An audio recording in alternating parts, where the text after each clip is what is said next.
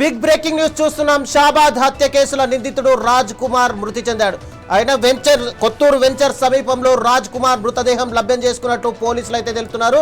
ఆ షాబాద్ 6 హత్యల కేసులో ఇప్పుడు కీలక పరిణామం చోటు చేసుకుందనే చెప్పాలి. 6 హత్యల అనంతరం కనిపించకుండా పోయిన నిందితుడు రాజ్ కుమార్ యొక్క మృతదేహం లభ్యమైంది. కొత్తూరు సమీపంలోని ఓ వెంచర్ వద్ద రాజ్ కుమార్ మృతదేహాన్ని ఇప్పుడు పోలీసులు గుర్తించారు. ఘటన అనంతరం రాజ్ కుమార్ కోసం పోలీసులు 12 ప్రత్యేక బృందాలతో గాలింపు చేపట్టారు. తాజాగా మృతదేహం లభ్యమవడంతో కేసులో మరో కీలక మలుపు చోటు చేసుకుందనే చెప్పాలి. ఇక మృతదేహాన్ని పరిశీలిస్తున్న పోలీసులు ఘటనకు సంబంధించి పూర్తి వివరాలను అయితే సేకరిస్తున్నారు.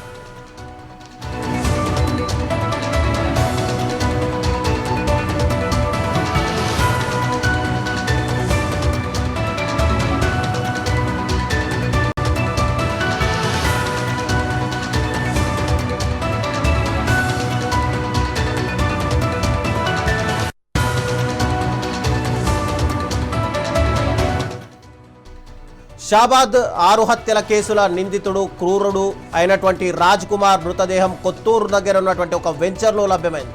దీన్ని పోలీసులు ప్రస్తుతం పరిశీలిస్తున్నారు. అయితే ఇదే అంశానికి సంబంధించి మరింత సమాచారం మా బ్యూరో చీఫ్ రాజ్ కుమార్ అందిస్తారు. రాజ్ కుమార్, చెప్పండి, షాబాద్ నరహంతకుడుగా చెప్పుకునేటువంటి రాజ్ కుమార్ మృతదేహం కొత్తూరు దగ్గర ఉన్నటువంటి ఒక వెంచర్లో దొరికిందని పోలీసులు అయితే చెప్తున్నారు. అయితే రాజ్ కుమార్ ఏదైనా కావాలని ఆత్మహత్య చేసుకున్నాడా, లేదంటే ఆయన ఎలాంటి బలవన్మరణానికి పాల్పడ్డట్టుగా ఏమైనా పోలీసులు నిర్ధారించారా? రైట్ రవిచంద్ర, రాష్ట్రంలోనే కాదు దేశంలోనే సంచలనం సృష్టించిన 6 హత్యల సైకో కిల్లర్ ఈరోజు మృతదేహం లభ్యమైనట్టుగా మనకు తెలిసింది. బెంగళూరు, హైదరాబాద్ టు బెంగళూరు షాద్నగర్ ఏరియాలో కొత్తూరు సమీపంలో ఒక ప్రైవేటు వెంచర్ దగ్గర అతని మృతదేహం అయితే లభించినట్టుగా సమాచారం వచ్చింది. సో తాను సూసైడ్ చేసినట్టుగా ప్రాథమికంగా అయితే నిర్ధారించారు. అయితే ఎలా చనిపోయాడు, నిజంగా సూసైడ్ చేసుకున్నాడా, విషం తీసుకున్నాడా అనేది ప్రాథమిక సమాచారం వచ్చింది. విషం తీసుకున్నాడా లేకపోతే వాటర్లో ఏమన్నా ఉన్నాడా, ఎందుకంటే అటు పక్కన ట్రాక్లు కూడా ఉన్నాయి. సో ఏ రకంగా ఏ విషయం తీసుకున్నాడు, పాయిజన్ అనే దాని మీద పోలీసులు మనకు నిర్ధారించాల్సిన అవసరం ఉంది. ఇప్పటికే గడిచిన 48 గంటలు దాటిపోయింది. 48 గంటల్లో 12 బృందాలు ఫ్యూచర్ సిటీ పోలీస్ కమిషనరేట్ ఆధ్వర్యంలో 12 బృందాలు అతన్ని వెతకడానికి ప్రారంభించారు. మొదటగా ఇదివరకే ఒకసారి శ్రీశైలం అన్నారు, సూర్యాపేటలో పట్టుకున్నారు అన్నారు. కానీ ఎట్టకేలకు ఇవాళ కొత్తూరు సమీపంలో ఒక ప్రైవేట్ వెంచర్ దగ్గర ఆ మృతదేహం లభించడంతో పోలీసులు ఊపిరి పీల్చుకున్నారు. ఒకవైపు ప్రజా సంఘాలు కావచ్చు, ప్రతిపక్షాలు కావచ్చు, కుటుంబ సభ్యులు కావచ్చు ఇప్పటికే డిమాండ్ చేస్తున్న పరిస్థితి మనం విన్నాం. అతన్ని ఎన్కౌంటర్ చేయాలి, ఖచ్చితంగా ఎన్కౌంటర్ చేయాలి. ఎందుకంటే 6 హత్యలు చేసిన వ్యక్తిని ఏమాత్రం కూడా ఉపేక్షించేది లేదు.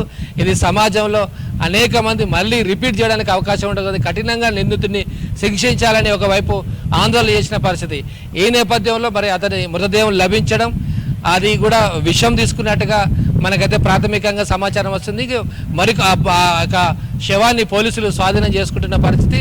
మరికొద్దిసేపట్లో పోలీసు అఫీషియల్గా అధికారికంగా ఈ సమాచారం మనకు రిలీజ్ చేసే అవకాశం ఉంది.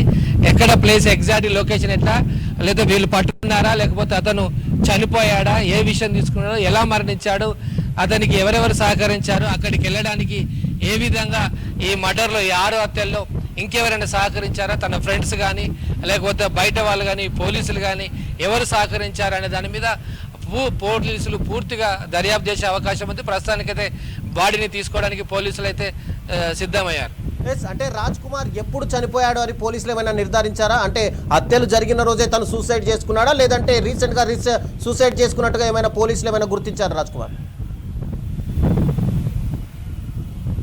అది రీసెంట్గా జరిగినట్టు ఆ రోజే కదా, ఎందుకంటే ఆయన కదలికలు కొంచెం మూమెంట్ అయినట్టుగా కొంతమంది చెప్పారు. అక్కడ కనబడ్డాడు, టిఫిన్ కోసం అడిగాడు, ఒక బండి మీద లిఫ్ట్ ఎక్కుతున్నాడు, ఒక పోలీసు అతను అటకాయించాడు, పారిపోతా ఉంటే ఆ వెంచర్ గోడ దునికి పారిపోయాడు అనేది మనకు ఉదయం ఒక సమాచారం వచ్చింది. నిజంగా ఆ సమాచారం కనుక వాస్తవం అయితే ఆయన లేటెస్ట్గా ఈరోజే చనిపోయినట్టుగా అర్థమవుతుంది. ఎందుకంటే పోలీసులు అందరూ కూడా 12 బృందాలంటే మొత్తం దిగ్బంధించారు. అష్టదిగ్బంధనం అంటారు కదా, అలా మొత్తం ఎక్కడికి తిరగకుండా అన్ని చెక్ పోస్టులు, అన్ని హైవేలు, అన్ని హోటళ్ళు, అన్ని లాడ్జీలు, అన్ని షాపులు, ఎక్కడెక్కడైతే టిఫిన్స్ ఉన్నాయో, హోటల్స్ ఉన్నాయో, ఎక్కడ నిందితుడు వెళ్ళే అవకాశాలు ఉన్నాయో అతడు తాగడానికో అంటే వాటర్ తాగడానికో భోజనం చేయడానికో ఎక్కడికి వెళ్ళాలి కదా. సో అంతా పోలీసులంతా కూడా పూర్తిగా చెక్ పోస్టులు పెట్టారు, 12 బృందాలు. అదేవిధంగా అతని ఫోటో కూడా రిలీజ్ చేసిన పరిస్థితి. ఎవరైనా పట్టుకుంటే 2 లక్షల రూపాయలు రివార్డు కూడా ఇస్తామని పోలీసులు ప్రకటించారు. ఈ నేపథ్యంలో నిందితుడు గమనించినట్టుగా ఉంది, ఖచ్చితంగా నన్ను ఎన్కౌంటర్ చేసే అవకాశాలు ఉన్నాయి, వాళ్ళ చేతిలో చచ్చిపోయే బదులు నేనే చచ్చిపోతానని ఆత్మహత్య చేసుకున్నాడు అనేది ఒక కోణం అడుగుతుంది. సో ఇది ఎప్పుడు చనిపోయాడు ఏంటి అనేది మనం పోస్ట్ మార్టం కనుక చేస్తే ఫోరెన్సిక్స్ కావచ్చు, తర్వాత పోస్ట్ మార్టం డాక్టర్లు కనుక చెప్పే అవకాశాలు ఉన్నాయి. దాన్ని పోలీసులు మనకు మీడియా ముఖంగా ఆఫీషియల్గా రిలీజ్ చేస్తారు. ఎన్ని గంటలకు చనిపోయాడు, ఏం తీసుకున్నాడు, ఏదైనా మందు తీసుకున్నాడా, లేకపోతే ఏంటి జరిగేది అనేది మనకు పూర్తిగా పోస్ట్ మార్టం రిపోర్టు తర్వాతనే ఒక అధికారిక సమాచారం అయితే వస్తుంది. రవిచంద్ర, అంటే దొరికిన శవం రాజ్ కుమార్దే అని పోలీసులు నిర్ధారించారా? మనకు వస్తున్న క్షేత్రస్థాయిలో కొంతమంది నుంచి వచ్చిన సమాచారం అయితే ఆయనదే పక్కా అని అంటున్నారు. సో అఫీషియల్గా మనకు ఒక ప్రెస్ నోట్ కానీ లేదా ప్రెస్ మీట్ కానీ చెప్పే వరకు దీన్ని మనం పూర్తిగా నిర్ధారించలేం. కానీ అక్కడున్న కొంత లోకల్ పోలీసులు కావచ్చు, లోకల్ వ్యక్తులు ఎవరైతే ఉన్నారో వాళ్ళు పోలీసులు అక్కడికి వెళ్ళినప్పుడు చూస్తున్నప్పుడు సేమ్ అతని ఆనవాళ్ళే ఉన్నట్టుగా వాళ్ళు కనుక్కున్నారు. సో ఇప్పుడు మరికొద్ది సేపట్లో, ఎందుకంటే ఇప్పటికే అక్కడ మృతదేహం లభించింది, ట్రాక్ మీద లభించింది, ఆ వ్యక్తి దొరికాడు, ఇక్కడ దొరికాడు అని కొన్ని వార్తలు వచ్చాయి. దీన్ని పోలీసులు ఉదయం ఖండించారు. ఫ్యూచర్ సిటీ కమిషనర్ ఎవరైతే ఉన్నారో వాళ్ళు ఖండించారు. సోషల్ మీడియాలో వచ్చిన వార్తలు మీరు నమ్మకండి, ఏదైనా ఒకవేళ అతను నిందితుడు సైకో కిల్లర్ కనుక దొరికితే ఖచ్చితంగా మీకు వెంటనే మేము సమాచారం ఇస్తామని.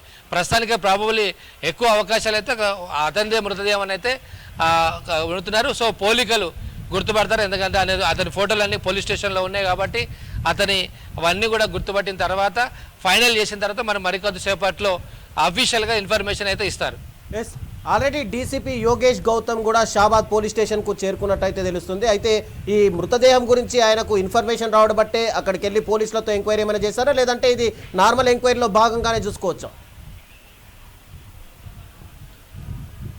లేదు, ఖచ్చితంగా ఎంక్వైరీ, ఎందుకంటే వీళ్ళు సోదాలు ఆల్రెడీ నిర్వహిస్తున్నారు కాబట్టి వాళ్ళకి ఆల్రెడీ ఇన్ఫర్మేషన్ వచ్చిందంటే ఆ ఏరియాలో సీసీ కెమెరాలు ఎక్కడొక్కడ ఉన్నాయి. ఎందుకంటే ప్రైవేట్ వెంచర్ ఆ ఏరియాలో రియల్ ఎస్టేట్ వెంచర్లు ఎక్కువగా ఉంటాయి.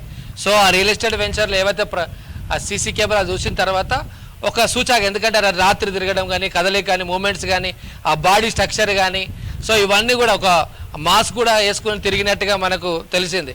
సో దీంతో ఇప్పుడు డీసీపీ కూడా షాబాద్ రావడం అనేది పోలీసులతో మూవ్మెంట్ అవుతున్నారు, కొంచెం పోలీసుల్లో కదలిక ప్రారంభమైంది. దీంతో ఖచ్చితంగా అతను సైకో కిల్లర్ అనేది ఒక మనకు ప్రైమరీ ఇన్ఫర్మేషన్ వస్తుంది. మరికొద్ది సేపట్లో డీసీపీ కావచ్చు, సిపి కావచ్చు, మనకు అఫీషియల్ ప్రెస్ మీట్ అయితే ఉంటుంది.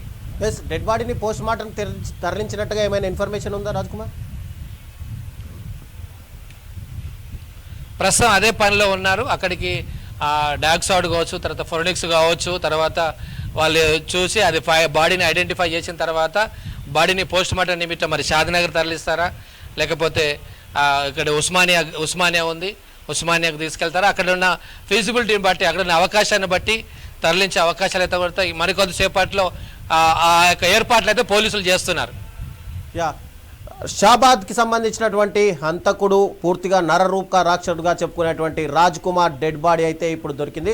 ప్రస్తుతం కొత్తూరులోని ఓ వెంచర్ వద్ద ఆయన డెడ్ బాడీ దొరికింది. మరోవైపు ఆ వెంచర్కి సంబంధించి, అంటే ఆ కొత్తూరు తన మేనమామకు సంబంధించినటువంటి గ్రామంగా కూడా ఇటు పోలీసులు అయితే చెప్తున్నారు. అయితే రాజ్ కుమార్ చెప్పండి, ఈ కొత్తూరుకు అంటే ఇటు తన మేనమామ ఊరికే వెళ్ళి అక్కడ చచ్చిపోవాలని, లేదంటే అక్కడ ఏదైనా అంటే ఆత్మహత్య చేసుకోవడానికి ఏమైనా రీజన్స్ కనిపిస్తున్నాయా? సో అతను ఆశ్రయం కావాలి, ఎందుకంటే అక్కడ మర్డర్ చేసిన తర్వాత, ఆరుగురిని చంపిన తర్వాత వాళ్ళ కుటుంబ సభ్యులకు ఫోన్ చేసి నేను ఆత్మహత్య చేసుకుంటున్నాను ఫోన్ చేసి బయలుదేరాడు. ఆ కారు తీసుకొని వెళ్ళాడు. ఆ కారులో పెట్రోల్ అయిపోయిందట. ఆ పెట్రోల్ అయిపోతూనే అతను వాకేబుల్గా వెళ్ళాడు. ఇతను మేనమామ ఊరు కొత్తూరు మండలం పంజర్ల. సో పంజర్లలో ఇలా మేనమామ కూడా ఉంటాడు. మరి ఆ మేనమామ ఇంటికి ఆశ్రయానికి వెళ్ళాడా, ఆశ్రయానికి వెళ్ళినప్పుడు వాళ్ళు నిరాకరించారా, లేకపోతే వాళ్ళు పోలీసులకు మేము పట్టిస్తామని బెదిరించారా? ఎందుకంటే సైకో కిల్లర్ కాబట్టి ఎవరు కూడా యాక్సెప్ట్ చేయరు. ఒకవేళ వాళ్ళు కనుక అతనికి ఆశ్రమిస్తే వాళ్ళు కూడా రేపు నిందితుల లెక్కలో ఉంటారు కాబట్టి సో వాళ్ళు కూడా ఇప్పుడు పోలీసులు వాళ్ళ దగ్గర కూడా వెళ్తున్నారు. వాళ్ళ మేనమా దగ్గరికి వెళ్ళి, వాళ్ళ ఇంటికి వెళ్ళి, వాళ్ళ ఊరికి వెళ్ళి అసలు ఏం జరిగింది, వచ్చాడా ఇక్కడికి, ఎలా, ఎవరైనా సహకరించారా, అంతకుముందు ఏమైనా సహకరించారా, లేకపోతే ఇప్పుడు సహకరించారా అనేది పోలీసులు వాళ్ళను అదుపులోకి తీసుకొని ఎంక్వైరీ చేస్తున్నారు. ఎస్, మరోవైపు మృతదేహం దగ్గర పాయిజన్ బాటిల్ దొరికినట్టుగా కూడా పోలీసులు గుర్తించినట్టు తెలుస్తుంది. అయితే స్వతహాగా పాయిజన్ బాటిల్ ముందే తీసుకున్నాడు అని చెప్పి పోలీసులు ఏమైనా నిర్ధారించారా, లేదంటే హత్యల తర్వాత తను చనిపోవాలని ముందే ప్లాన్ చేసుకున్నట్టుగా ఏమైనా కనిపిస్తుందా? రైట్, ముందే ఎందుకంటే కుటుంబ సభ్యులకు ఆల్రెడీ ఫోన్ చేసి చెప్పాడు నేను ఆత్మహత్య చేసుకుంటానని. అంటే ఇదంతా ఒక పద్ధతి ప్రకారం, ప్లాన్ ప్రకారం వీళ్ళందరినీ చంపిన తర్వాత ఖచ్చితంగా నేను దొరికితే నాకు ఉరిశిక్ష ఖరారు అవుతుంది అని నిందితుడు ముందే ఆలోచన చేసుకొని ముందే పాయిజన్ బాటిల్ కొన్నాడు అనేది ఒక వర్షన్. అయితే నిజంగా ఒకవేళ పాయిజన్ బాటిల్ ముందే కొంటే మరి ఎందుకు తాగలేదు అనేది కొంతమంది వాదన. అది ఎక్కడ కొన్నాడు, ఎందుకంటే దాని మీద లేబుల్ కానీ, అది ఏ ఫార్ములా కానీ, ఎక్కడ కొన్నారు, ఏ షాపులో కొన్నారు, ఏ డేట్లో కొన్నాడు ముందు, ఎందుకంటే ఈ పరిస్థితుల్లో కొనే అవకాశం లేదు. ఎందుకంటే పోలీసులు ఎక్కడికక్కడ సెర్చ్ మొదలుపెట్టారు. అతని ఫోటోను పేపర్లో, మీడియాలో, మొత్తం సోషల్ మీడియాలో హల్చల్ అవుతుంది. కాబట్టి ఈ హత్యలు చేసిన తర్వాత అది కొనడానికైతే ఆస్కారం లేదు, ముందే కొని ఉండాలనేది పోలీసుల ప్రాథమిక నిర్ధారణకు వచ్చారు. లేదా అక్కడ ఏదైనా ఎవరి దగ్గర తీసుకున్నాడా, వాళ్ళ మేనమామ ఇంటికి వెళ్ళాడు అక్కడ తీసుకున్నాడా, కానీ ఇది క్లారిటీ లేదు. కానీ ఎక్కువ మంది మాత్రం ముందే తీసుకొని పెట్టుకొని ఉంటాడు. కానీ ఎక్కడికక్కడ పోలీసులు నిర్బంధించడంతో, చెకింగ్స్ ఎక్కువ కావడంతో ఖచ్చితంగా నన్ను ఎన్కౌంటర్ చేస్తారనే ఆలోచనతో ముందే తీసుకున్న ఆ పాయిజన్ బాటిల్ ఏదైతే ఉందో ఆ పాయిజన్ సేవించి, ఆ పాయిజన్ బాటిల్ కూడా ఇప్పుడు మొత్తం దగ్గర పడి ఉంది. సో దీని మీద కూడా పోలీసులు ఎంక్వైరీ చేస్తున్నారు లోతుగా. అది ఎవరైనా ఈయనకి ఇచ్చారా, ఇప్పుడు ఇచ్చారా, హత్యల తర్వాత, లేకపోతే బిఫోర్ ఇతను కొన్నాడా, మరి కొంటే ఎందుకు అప్పుడే తాగలేదు. ఈ క్రమంలో ఈ ఎపిసోడ్లో ఒక్క సైకో కిల్లర్ ఒక్కడే కాదు, ఇతనికి ఎవరో సహాయం చేసి ఉంటారు. అది బంధువులు కావచ్చు, ఫ్రెండ్స్ కావచ్చు, ఇంకెవరైనా ఎవరో సహకరించి ఉంటారు. సో తన కాల్ డేటాను కూడా పూర్తిగా పరిశీలిస్తున్నారు. ఈ హత్యల తర్వాత అతను ఎక్కడికి వెళ్ళాడు, ఎవరితో మాట్లాడాడు, ఫోన్ స్విచ్ ఆఫ్ అవుతుంది. కానీ మల్టిపుల్ సిమ్స్, మల్టిపుల్ ఫోన్లు వాడినట్టుగా పోలీసులకైతే ఇన్ఫర్మేషన్ ఉంది. వేరే ఫోన్ ఎవరిదన్నా తీసుకొని వాళ్ళ దగ్గర నుంచి మాట్లాడా, ఎవరు సహకరించారు అనే దాని మీద పూర్తిగా ఒక లోతైన దర్యాప్తు అయితే చేస్తున్నారు రవిచంద్ర. ఎస్, అంటే ఏదైతే 6 హత్యలు జరిగిన రోజు అటు నిందితుడేమో కొత్తూరు నుంచి ట్రైన్ ఎక్కారు అని ఒక ఇన్ఫర్మేషన్ వచ్చింది, శ్రీశైలం వైపు వెళ్ళాడు అని చెప్పి పోలీసులు, అంటే ఇదంతా కూడా మిస్కమ్యూనికేషన్ అనుకోవాలా, లేదంటే దృశ్యం సినిమాను చూపించాడా ఏదైనా?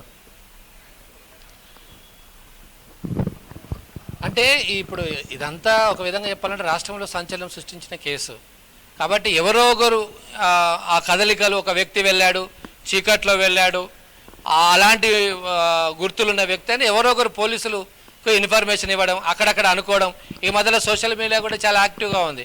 సో చిన్న ఇన్ఫర్మేషన్ రావడము, అతను ఆ ట్రైన్ ఎక్కి శ్రీశైలంకి వెళ్ళాడు అనేది అలా సోషల్ మీడియాలో ప్రభావం కావచ్చు, కొంతమంది గుర్తుపట్టనట్టుగా కొంతమంది ఇచ్చిన ఇన్ఫర్మేషన్ కావచ్చు. సో అది మిస్కమ్యూనికేషన్ కూడా కావచ్చు. సో ప్రైమరీ అలా వదంతులు కొన్ని పుకార్లు వస్తుంటాయి. ఒక సంఘటన జరిగిన తర్వాత అలా ఇలా ఇక్కడున్నాడు, అక్కడున్నాడు, సూర్యాపేట అని పొద్దున కూడా సూర్యాపేటలో పోలీసులు పట్టుకున్నారని కూడా ఒక పుకార్ వచ్చింది, రూమర్. సో ఇంకా చాలా నిన్న కూడా రూమర్ వచ్చింది. సో ఇలాంటి సంఘటన పెద్ద సంఘటన కాబట్టి ఖచ్చితంగా కొన్ని రూమర్లు, కొన్ని పుకార్లు, కొన్ని అనుమానాలు ఉంటాయి. అందులో భాగమే. Thank you Raj Kumar.